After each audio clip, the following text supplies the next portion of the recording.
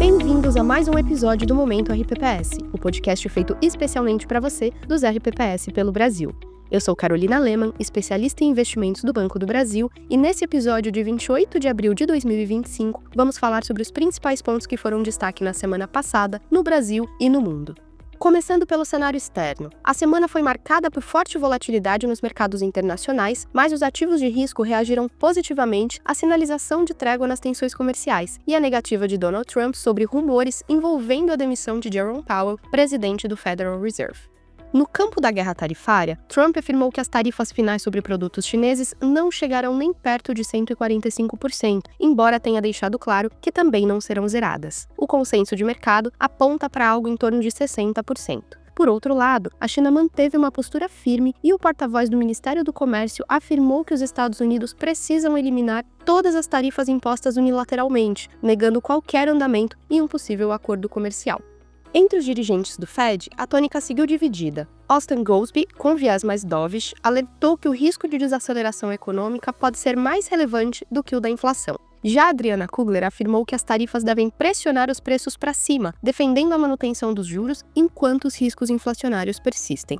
Na outra ponta, Christopher Waller, mais hawkish, disse que o restabelecimento de tarifas agressivas pode levar a demissões em massa e, nesse cenário, apoiaria cortes de juros para proteger o mercado de trabalho.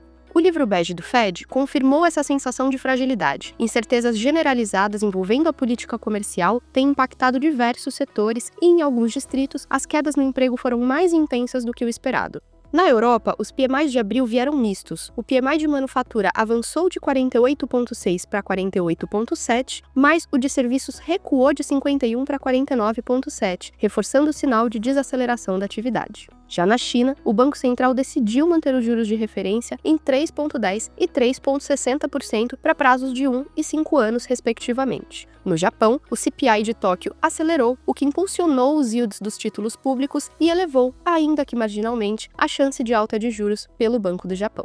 E para os próximos dias, o que temos de agenda? Nos Estados Unidos, a semana é carregada de indicadores econômicos. Destaque para a confiança do consumidor, o ISM de manufatura, a prévia do PIB do primeiro trimestre, cuja expectativa mediana é de apenas 0,3%, frente aos 2,4% do trimestre anterior, além do índice PCI e os números do mercado de trabalho, JOLTS, ADP e Payroll.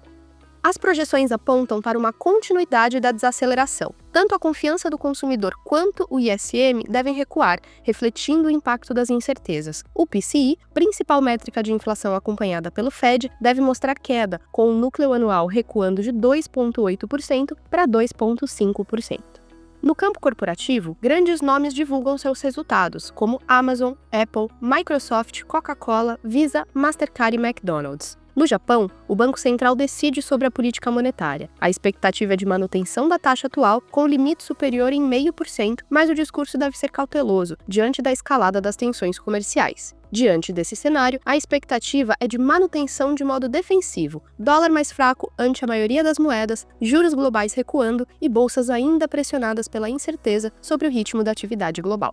E no Brasil, como foi a semana? Por aqui, o vice-presidente Geraldo Alckmin afirmou que o governo federal irá revisar o seu regime de ex-tarifários para zerar impostos de importação sobre produtos não produzidos no país. Em audiência pública na Comissão de Assuntos Econômicos do Senado, o presidente do Banco Central, Gabriel Galípolo, apontou desancoragem das expectativas de inflação. Sobre a taxa de juros básica da economia, ponderou que o Banco Central está fazendo uma migração para um patamar em que a instituição tem alguma segurança de que está em um nível restrito e que estão tateando agora nesse ajuste se esse nível é restritivo o suficiente.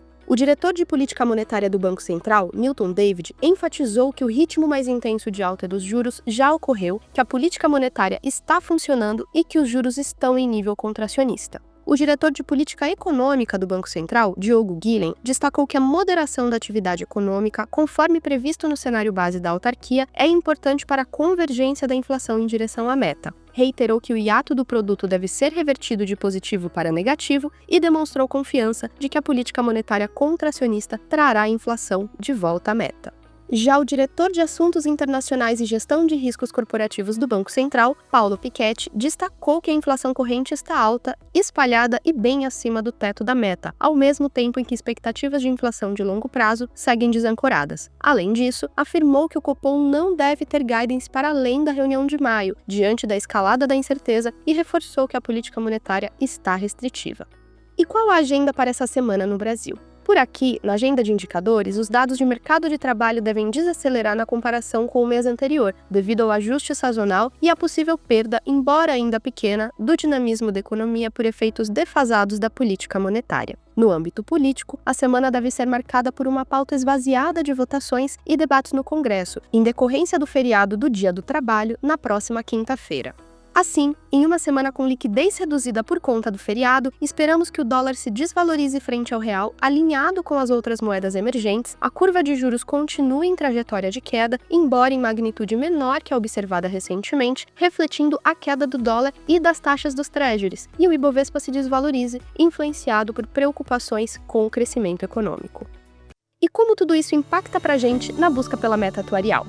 Com o fim do ciclo de aperto monetário se aproximando e expectativas de fechamento na curva de juros, estratégias pré-fixadas, como o IRFM, se mostram interessantes como alocação tática, com potencial de captura de prêmios. Lembrando, se tratar de uma posição que ainda pode apresentar importante volatilidade, dado o ambiente de incertezas no cenário global e doméstico. Dessa forma, seguimos ressaltando também a relevância do CDI na composição do portfólio, que oferece rentabilidade satisfatória no atingimento de meta atuarial, além de baixa volatilidade, trazendo segurança nesse momento. Estratégias como o Fundo Renda Fixa DI Perfil e o Renda Fixa Institucional, ambos enquadrados no artigo 7.3a, vêm superando o CDI consistentemente e são excelentes alternativas para o cenário atual, em que as expectativas são de manutenção da Selic elevada até o final do ano de 2025.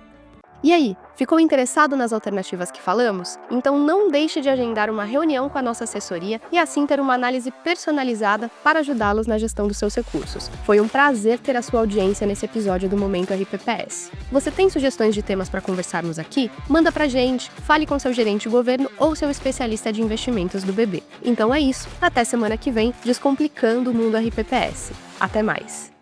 Conforme padrões da Anbima e aderentes às resoluções da CVM, seguem avisos obrigatórios antes da decisão de investimentos. Leia o prospecto e regulamento dos fundos antes de investir, rentabilidade passada não representa a garantia de rentabilidade futura, fundos de investimento não contam com cobertura do FGC, Fundo Garantidor de Crédito, do gestor ou administrador. Para avaliação da performance de um fundo de investimento, é recomendável a análise de no mínimo 12 meses.